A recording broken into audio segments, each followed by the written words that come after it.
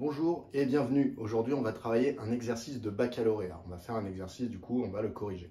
Cet exercice de baccalauréat, il est du sujet d'Amérique du Nord de mai 2021. Il s'agit de l'exercice 1 qui porte sur les probabilités. Donc dedans, on va construire des arbres pondérés, on va calculer des probabilités, notamment avec la formule des probabilités totales, avec la formule des probabilités conditionnelles. On va aussi revoir un petit peu la loi binomiale, comment on trouve ses paramètres, comment on calcule son espérance et comment on peut calculer une probabilité à l'aide de cette loi binomiale. Voilà. Un petit exercice de probabilité assez intéressant. Allez, on se lance dans la correction. Alors, dans cet exercice, on nous dit les probabilités demandées dans cet exercice sont arrondies à 10-3, ce qui veut dire à 3 chiffres après la virgule, c'est-à-dire aussi au millième. On nous dit un laboratoire pharmaceutique vient d'élaborer un nouveau test antidopage. Et donc, dans la partie A, une étude sur ce nouveau test donne les résultats suivants. Si un athlète est dopé, la probabilité que le résultat du test soit positif est de 0,98. Si un athlète n'est pas dopé, la probabilité que le test soit négatif est 0,995. On fait subir le test à un athlète sélectionné au hasard au sein des participants à une compétition d'athlétisme. On note D, l'événement, l'athlète est dopé, et T, l'événement, le test est positif. On admet que la probabilité de l'événement D est égale à 0,08. Première question, traduire la situation sous forme d'un arbre pondéré. Alors dans cette situation, notre arbre pondéré, eh bien, c'est l'énoncé qui va décider, puisqu'en réalité, on peut avoir deux types d'arbres pondérés possibles. Soit on démarre par classer les athlètes en dopés et pas dopés, et ensuite un dopé a un test positif ou peut avoir très bien un test négatif, et un non dopé peut avoir un test positif, mais aussi un test négatif. Donc, où c'est cet arbre-là qui va traduire notre situation? Soit on pourrait très bien imaginer que c'est un arbre qui classe d'abord les athlètes en deux groupes, ceux qui ont un test positif, ceux qui ont un test négatif. Dans le groupe de ceux qui ont un test positif, il y aura ceux qui sont dopés et ceux qui ne le sont pas. Et pareil, dans le groupe de ceux qui ont un test négatif, eh bien, il y aura ceux qui sont dopés et ceux qui ne le sont pas. Donc, on peut avoir ces deux arbres pour cette même situation. Donc, c'est à nous de repérer lequel des deux on va devoir faire. Et ça, en fait, c'est notre énoncé qui va nous le donner. Puisque quand on regarde les phrases où on définit un petit peu tout ça, alors déjà ici, vous voyez, on admet que la probabilité de l'événement D est égale à 0,08. Donc, ça veut dire que on est sur cette branche-là, puisque la probabilité de D, quand elle est non conditionnée par un autre événement, c'est bien quand on part du départ de l'arbre. Si jamais on vous parlait de celle qui est ici, ce serait P de D sachant T. Ce serait une probabilité conditionnelle, ce ne serait pas juste P de D. Donc on part plutôt sur cet arbre-là, visiblement, et c'est confirmé par les phrases qui sont ici. Si un athlète est dopé, la probabilité que le résultat du test soit positif est 0,98. Quand on vous dit si un athlète est dopé, ça veut dire qu'en fait, vous avez déjà parcouru une branche et que vous êtes arrivé au fait que l'athlète était dopé. Donc si un athlète est dopé, on est sur cette branche, la probabilité que le test soit positif est de 0,98. On va donc compléter cet arbre-là et oublier celui-là dans un premier temps. Donc on a dit probabilité que l'athlète soit dopé, probabilité de l'événement D, c'est 0,08. On a donc la probabilité de l'événement contraire qui est égale à 1 moins 0,08, ce qui fait 0,92. On nous a dit dans l'énoncé, là, la première phrase avec le premier point, si un athlète est dopé, la probabilité que le résultat du test soit positif est de 0,98. Ce qui signifie que si un athlète est dopé, la probabilité que le test soit négatif est donc de 0,02, puisque la somme des probabilités sur les branches qui partent d'un même nœud doit toujours faire 1. Ensuite, si l'athlète n'est pas dopé, c'est donc le deuxième point, le résultat du test est négatif avec une probabilité de 0,995. Donc résultat du test négatif avec une probabilité de 0,995. Ce qui veut dire que la probabilité qu'il soit positif, eh bien, c'est 0,005 puisque la somme en partant du nœud ici doit faire 1. Question 2. Démontrer que P de T est égal à 0,083. On observe notre arbre pondéré. On nous demande P de l'événement T. Ça veut dire qu'on ne se soucie pas de savoir si l'athlète est dopé ou pas. On veut connaître la probabilité qu'un athlète ait un test positif. Donc, l'événement qui nous intéresse ici se trouve au bout des branches de mon arbre. Dans ce cas-là, je dois utiliser ce qu'on appelle la formule des probabilités totales. Donc, d'après la formule des probabilités totales,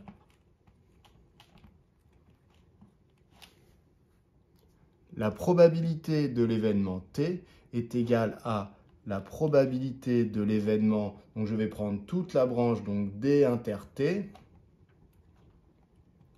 plus la probabilité de l'événement D bar inter T. Cette formule des probabilités totales, elle s'applique lorsqu'on a une partition de l'univers. Ici, vous voyez, la partition, c'est D bar. Donc, si je vais prendre T intersecté avec chacun des ensembles constituant ma partition, eh bien, la formule va fonctionner. Donc, P de D inter T plus P de D bar inter T. Dans ce cas-là, alors soit je vais pousser un petit peu plus loin au niveau de l'écriture des formules. P de D inter T, c'est donc P de D multiplié par, donc P de D c'est 0,08, multiplié par ce nombre, donc lui c'est P de T, sachant D, puisqu'on est sur la branche D. Donc sachant D, la probabilité de T, plus P de D bar inter T. D bar inter T, il s'agit donc de cette branche, et bien donc c'est P de D bar fois, et ici P de T sachant D bar. P de T sachant D bar. Maintenant, on peut remplacer et ça nous donne donc 0,08 fois 0,98 plus 0,92 fois 0,005. On tape ça sur sa calculatrice et on retombe sur 0,083. Et finalement, c'était ce qu'on nous demandait dans l'énoncé, puisque dans l'énoncé, je vous rappelle, on nous demandait de montrer que P de T était égal à 0,083. C'est bien le cas. On passe à la question 3. Dans la question 3, petit a, on nous dit, sachant qu'un athlète présente un test positif, quelle est la probabilité qu'il soit dopé? Donc on nous dit, sachant qu'un athlète présente un test positif. Donc on sait que l'athlète, il est dans le groupe, dans l'événement T, puisqu'il a un test positif. Donc en fait, c'est comme si on avait fait l'arbre qui était comme ça, en disant, bah, je classe les athlètes en test positif ou test négatif, et maintenant je vais voir si la personne est dopée ou non. Donc en fait, quand on nous dit dans cette question, sachant qu'un athlète présente un test positif, c'est comme si on savait déjà qu'on était ici. On nous dit quelle est la probabilité qu'il soit dopé. Donc en fait, on nous demande la probabilité qui vient là. Donc en fait, qu'est-ce qu'on est en train de nous demander? On est en train de nous demander P de D, sachant T. Donc finalement, on nous demande la probabilité de l'événement D, mais sachant qu'on est dans le groupe des gens testés positifs. Donc en fait, c'est vraiment ce qu'il y a sur cette branche. La formule que vous avez dans votre cours, mais qu'on peut retrouver grâce à cet arbre, ce qui vient ici, c'est quoi? Eh bien, c'est la probabilité de la branche ici, de T inter D, qu'on va devoir diviser par ce qui serait venu ici, c'est-à-dire la probabilité de T. Alors la probabilité de T, vous la connaissez déjà, c'est 0,083, elle a été trouvée à la question précédente. Donc finalement, il faudrait connaître P de T inter D, c'est la probabilité qui vient ici, et divisé par P de T. Donc c'est P de T inter D, donc ça c'est tout simplement une formule que vous avez dans votre cours, hein, divisé par P de T. À partir de là, il va falloir calculer P de T inter D. Alors vous voyez ici, vu qu'on ne connaît pas ça, on ne peut pas le calculer grâce à cet arbre-là. Donc on va utiliser celui-là. P de T inter D, c'est pareil que D inter T. C'est-à-dire qu'il faut quelqu'un qui a un test positif et qui est dopé. Donc test positif et dopé, il s'agit d'une personne qui est sur cette branche. Donc en réalité, P de T inter D, c'est tout simplement 0,08 fois 0,98. On peut donc appliquer cette formule. Ça nous donne 0,08 fois 0,98. Et on va diviser par P de T, qui était ce qu'on venait de calculer à la question précédente, donc 0,083. On tape ça sur sa calculatrice et on trouve donc 0,94445. Alors dans l'exercice, on nous a dit d'arrondir à 10-3, c'est-à-dire à 3 chiffres après la virgule. Donc en fait, on regarde 0,944, le suivant est un 5, on arrondit donc à 0,945. Donc c'est environ égal à 0,945. P de D, sachant T. Voilà pour cette question 3. ou plutôt pour cette question 3A. On passe donc à la B. Dans la 3B, on nous dit le laboratoire décide de commercialiser le test si la probabilité de l'événement un athlète présentant un test positif et dopé est supérieure ou égale à 0,95. Le test proposé par le laboratoire sera-t-il commercialisé, justifié? Donc il va falloir calculer la probabilité de cet événement. Si c'est supérieur à 0,95, notre réponse, eh bien on dira bah oui, on peut commercialiser le test. Si jamais c'est un nombre plus petit que 0,95, on dira non. Donc en fait, c'est une question où on nous demande juste de calculer cette probabilité et d'interpréter notre résultat. Donc on a la probabilité qu'un athlète présentant un test soit dopé. Alors si on regarde ce qu'on a déjà fait, on connaît déjà la probabilité qu'un athlète présentant un test positif soit dopé. Elle est égale à environ 0,945. Donc en fait, cette probabilité, elle est plus petite que le fameux 0,95. Donc on va pouvoir dire probabilité qu'un athlète soit dopé sachant qu'il a un test positif est environ égale à 0,945. Or, 0,945, eh bien c'est un nombre qui est plus petit que 0,95 et donc on peut dire que le test ne sera pas commercialisé. Donc le test ne sera pas commercialisé. Voilà pour cette question. On va donc passer à la partie B. Dans la partie B, on nous dit dans une compétition sportive, on admet que la probabilité qu'un athlète contrôlé présente un test positif est de 0,103. Dans cette question 1, on suppose que les organisateurs décident de contrôler 5 athlètes au hasard parmi les athlètes de cette compétition. On note grand X, la variable aléatoire égale au nombre d'athlètes présentant un test positif parmi les 5 athlètes contrôlés. Donner la loi suivie par la variable aléatoire grand X et préciser ses paramètres. Alors dans cette question, on est clairement dans une situation de sondage, puisqu'on va venir interroger 5 athlètes, ou plutôt tester 5 athlètes, et parmi les 5 athlètes, on va regarder ceux qui ont un test positif. On va venir les compter. Donc c'est comme si on était allé voir les athlètes un par un et qu'on avait dit test positif ou test négatif, test positif ou test négatif, et ainsi de suite. Donc on a clairement fait 5 épreuves de Bernoulli. Je vous rappelle ce que c'est qu'une épreuve de Bernoulli en mathématiques. C'est une expérience aléatoire où il y a 2 possibilités d'issue, soit le succès, soit l'échec. Donc nous ici, c'est clairement ça, puisque c'est soit le test est positif, soit le test est négatif. Nous, on compte les gens qui ont un test positif. Donc le succès pour nous, c'est le test est positif. Donc on a 5 épreuves de Bernoulli puisqu'on interroge 5 athlètes. Chaque athlète a la probabilité d'avoir un test positif qui est de 0,103. Donc ce sont bien les mêmes épreuves de Bernoulli puisqu'elles ont le même paramètre, c'est-à-dire la même probabilité de dire oui, mon test est positif. Donc on va être sur une loi binomiale pour la variable aléatoire grand X qui nous compte le nombre de tests positifs parmi les 5 athlètes. Donc, quand on rédige, on va dire qu'on répète 5 épreuves de Bernoulli identiques et indépendantes qui sont de paramètres P égale 0,108, la fameuse probabilité que le test soit positif. Grand X compte le nombre de succès, donc c'est une variable aléatoire qui compte le nombre de succès. Donc grand X suit la loi binomiale de paramètres avec un S. N égale, eh bien, on a eu 5 athlètes interrogés. Et P, c'est la probabilité pour chaque athlète interrogé qui nous réponde oui, j'ai un test positif. Donc c'est 0,108. Voilà pour cette question.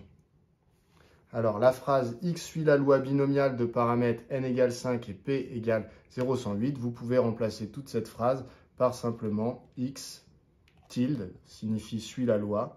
Et donc c'est une loi binomiale, on utilise donc la lettre grand B et on note les paramètres dans l'ordre alphabétique, 5 et 0,108. Voilà, donc ça peut remplacer cette phrase tout à fait. Encore une fois, je n'avais pas marqué le numéro, mais c'est la question 1A. On passe donc à la question 1B.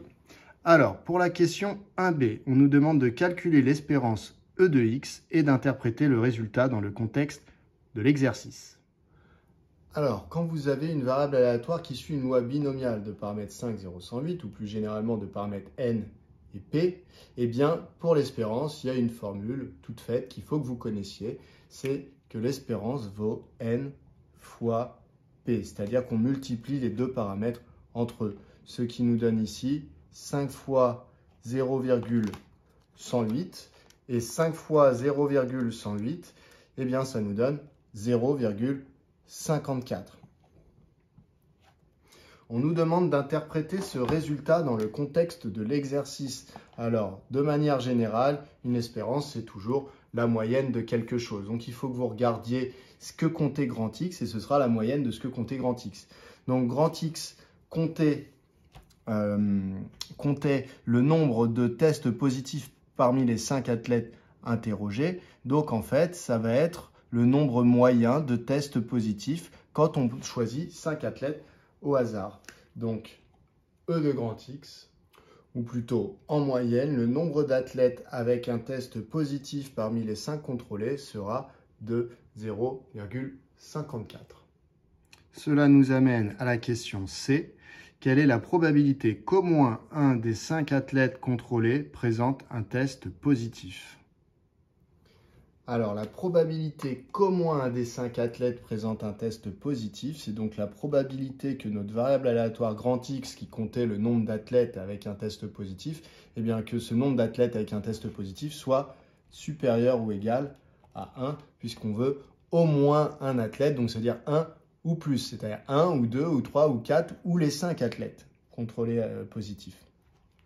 Donc, pour calculer cela, eh bien, on va pouvoir utiliser l'événement contraire. C'est-à-dire qu'en fait, si on veut que x soit supérieur ou égal à 1, déjà, il faut bien comprendre que x est une variable aléatoire qui vaut le nombre d'athlètes positifs parmi les 5, donc elle peut valoir 0, 1, 2, 3, 4 ou 5. Nous, on veut connaître la probabilité des événements x égale 1 ou plus. Donc, cet événement nous intéresse, celui-là aussi, celui-là aussi, celui-là aussi, celui-là aussi. Donc en fait, ces 5 valeurs ici que peut prendre ma variable aléatoire grand X, eh bien les probabilités m'intéressent. Je veux la somme de ces probabilités-là. Donc je me rends compte que tout bêtement, en fait, c'est toutes les possibilités de X, sauf X égale 0. Donc finalement, comme je sais que la probabilité de toutes les possibilités de X, eh bien ça fait 1 quand j'additionne toutes ces probabilités.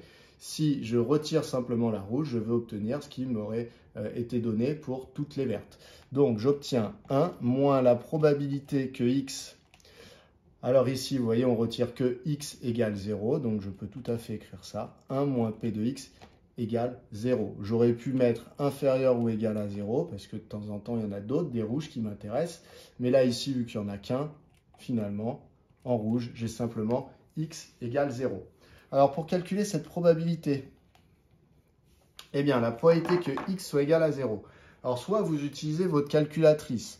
On pourra refaire après, pourquoi pas. Soit, sinon, j'utilise la formule de la loi binomiale pour calculer la probabilité d'une valeur exacte. Et je vous la redonne. C'est le coefficient binomial de 0 parmi les 5 athlètes interrogés, contrôlés, multiplié par la probabilité qu'un athlète soit positif, c'est 0,108. Mais à la puissance, le nombre d'athlètes positifs que je vais avoir décelé, donc moi j'en voulais 0, multiplié par la probabilité qu'un athlète ne soit pas positif, donc c'est le complément pour arriver à 1 de 0,108, donc 1 moins 0,108, c'est donc la probabilité que l'athlète soit négatif. Et donc, combien j'en ai eu? Si j'avais eu 0 positif, j'ai donc eu 5 athlètes négatifs. Ce calcul-là, ça me donne 1 moins un coefficient binomial où il y a 0 en bas, et bien ça vaut toujours 1. Multiplié par ce nombre, un nombre à une puissance 0, ça vaut toujours 1. Et donc finalement, il me reste ça. Donc ça fait 0,892, complément pour arriver à 1 ici, à la puissance 5. Donc finalement, qu'est-ce que ça nous donne? Eh bien, ça nous donne 1 moins 1 fois 1 fois ce nombre. Donc ça nous donne finalement ce nombre. 0,892 à la puissance 5. Et donc la calculatrice me dit 0,435 est suivi d'un 2. Donc, je laisse 0,435 puisqu'on m'a demandé d'arrondir au millième. Donc, égal 0,435, plutôt environ égal. Je vous remontre comment on fait pour calculer P de x égale 0 avec une loi binomiale. Donc, je vais écrire ce calcul-là sur ma calculatrice. Je vais donc écrire 1 moins, donc 1 moins. Et maintenant, je vais chercher à calculer cette probabilité avec ma calculatrice. Il faut que j'aille dans distribution et que j'aille chercher la loi binomiale. Donc, j'en ai plusieurs, binôme FDP, binôme FREP. Eh bien, je dois choisir binôme FDP si je veux faire avec un égal. Binôme FREP, je vous rappelle que ça fait inférieur ou égal. Donc ici, binôme FDP. Nombre d'essais, eh bien, c'est le N de ma loi binomiale, donc c'est 5 athlètes interrogés. La probabilité qu'on ait un test positif, 0,108. Et la valeur de x, bah ici, on veut x égale 0. On vient coller dans notre calcul, donc ça fait 1 moins ce que je demande, donc 1 moins ce que je demande, et je retrouve le même résultat. Donc voilà, on s'en sort très bien. On passe à la question suivante. Donc la question suivante, c'est la dernière, c'est la question 2 de la partie B. Combien d'athlètes faut-il contrôler au minimum pour que la probabilité de l'événement au moins un athlète contrôlé présente un test positif soit supérieure ou égale à 0,75. Justifié. Alors, donc il faut comprendre qu'en fait, on nous parle de la même probabilité que dans la question précédente. C'est la probabilité qu'au moins un athlète contrôlé soit testé positif. Sauf que là, on nous demande combien on doit interroger d'athlètes pour que cette probabilité dépasse 0,75. En effet, cette probabilité, si on interroge 5 athlètes, bah, c'est l'exemple de la question 1C, j'avais interrogé 5 athlètes, la probabilité qu'on trouve plus d'un athlète testé positif, elle était de 0,435. Donc, on imagine bien que si j'interroge plus de 5 athlètes, bah, plus je vais interroger un grand nombre d'athlètes, plus il y a des chances pour qu'il y en ait au moins un qui soit positif. Donc, on imagine bien cette probabilité augmenter si j'interroge plus de 5 athlètes. La question, c'est à partir de quand est-ce qu'on va dépasser une probabilité de 0,75. Donc en fait, on me demande, je sais que grand X suit une loi binomiale, donc ça veut dire suit la loi tout simplement, binomiale de paramètres n, puisque désormais je n'interroge plus 5 athlètes, je vais en interroger n, puisque je cherche combien justement je dois en interroger pour obtenir une certaine probabilité. La probabilité qu'il soit testé positif, elle est toujours de 0,108. Donc là-dedans, pas de surprise. Quand x suit cette loi binomiale, que vaut la probabilité que x soit supérieur ou égal à 1, c'est-à-dire qu'on ait au moins un athlète détecté positif? Eh bien, le calcul est le même, c'est-à-dire que c'est 1 moins l'événement contraire, donc le contraire de au moins 1, eh bien, ça veut dire 0. Donc 1 moins P de x égale 0. Ensuite, j'applique exactement la même formule. Donc ça me donne 1 moins, alors je vais prendre le coefficient binomial de 0 parmi n cette fois-ci, puisque je n'ai plus n égale 5, hein, j'ai n du coup, fois la probabilité d'être testé positif, mais comme j'en veux 0, et bien cette probabilité elle va apparaître 0 fois dans mon arbre, et multiplié par 1 moins 0,108. Alors ça, je sais déjà que ça fait 0,892. Alors peut-être que je peux le mettre. 0,892 à la puissance, du coup, eh bien pas 5 comme tout à l'heure, parce que là, je n'ai pas interrogé 5 personnes, donc je n'ai pas eu 5 personnes qui avaient un test négatif. J'ai interrogé n personnes. Donc, il y aurait n personnes qui auraient eu un test négatif si grand X, qui compte le nombre de personnes avec un test positif, vaut 0. Donc finalement, si je fais ce calcul, eh bien ça me donne 1 moins coefficient binomial avec 0 en bas, eh bien ça donnera toujours 1. Multiplié par un nombre à la puissance 0, j'obtiens 1. Multiplié par 0,892 à la puissance n, donc vous voyez, ça ressemble énormément à ça, hein, c'est la même chose, c'est dans le cas général. Et donc ici, ça me donne 1 moins 0,892 à la puissance n. Donc voilà la probabilité de détecter au moins un athlète, enfin, ou plutôt d'avoir au moins un athlète avec un test positif. Donc, je vais me le renoter un petit peu plus haut pour avoir un peu plus de place pour raisonner. Donc, je vais recopier que la dernière ligne, le résultat du calcul. Donc la question, je vous la rappelle, c'est combien je dois combien je dois contrôler d'athlètes au minimum pour que la probabilité d'en avoir au moins un avec un test positif soit au-dessus de 0,75. Donc, quelle doit être la valeur de n au minimum, en fait, c'est ça, puisque le nombre d'athlètes à contrôler, c'est n. Quelle doit être la valeur minimum de n pour que le résultat de ce calcul soit au-dessus de 0,75. Alors, il y a deux possibilités. Soit on utilise le logarithme népérien, soit on ne l'utilise pas, et dans ce cas-là, on utilise plutôt sa calculatrice. Je vais le faire avec le logarithme népérien. Donc, je cherche n pour que 1 moins 0,892 à la puissance n soit supérieur ou égal à 0,75, c'est-à-dire la fameuse probabilité qu'on me demandait. Du coup, pour trouver la valeur de n, eh bien, il faut que j'isole déjà n avec le nombre auquel il est en exposant. Donc du coup, je me retrouve avec 1, donc je vais avoir moins 0,75 supérieur à, donc j'ai retiré 0,75 et je vais rajouter 0,892 à la puissance n. Je préfère faire ça, comme ça j'ai plus de nombre négatif, j'ai plus de signe moins devant ce calcul-là.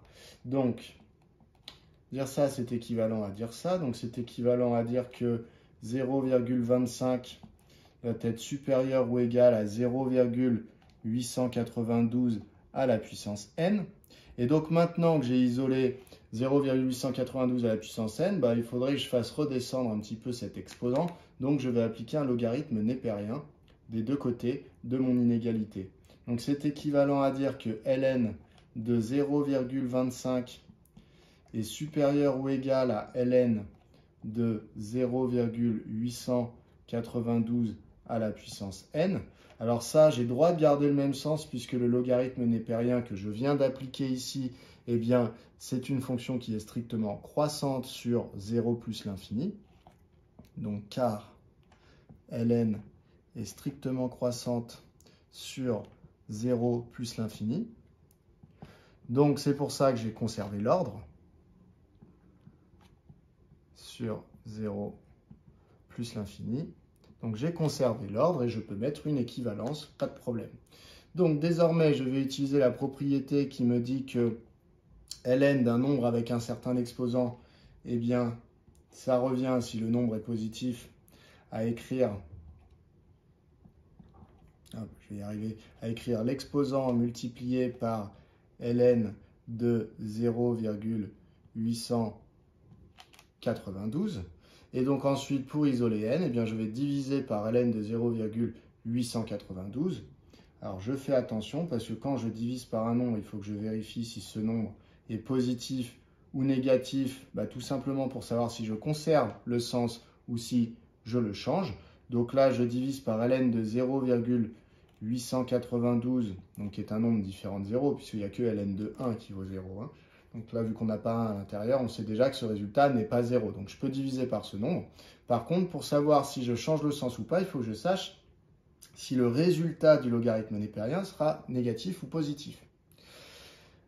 Je sais que le logarithme népérien, je vous retrace très rapidement à main levée la courbe représentative. Elle est comme ça. Ça veut dire qu'entre 0 ouvert et 1, eh bien, le logarithme népérien, vous voyez, il est sous l'axe des abscisses, sa courbe est sous l'axe des abscisses, donc le logarithme népérien sera négatif. Et à partir de 1, eh bien, la courbe est au-dessus de l'axe des abscisses, le résultat du logarithme népérien sera positif. Nous, on a un nombre qui vaut 0,892. Il est donc là-dedans, il est dans cet espace-là. Donc le résultat du logarithme népérien est négatif. Donc je dois changer le sens. À partir de là, je vais chercher une valeur approchée de ce nombre. Je prends donc ma calculatrice et je tape dessus ln de 0,25 divisé par ln de 0,892. Et je trouve 12,1 ou 12,13, vous pouvez mettre. Voilà. Ce qui est intéressant, c'est juste d'avoir une valeur approchée. Donc ce nombre est environ égal à 0, pardon, c'est pas 0, c'est à 12,1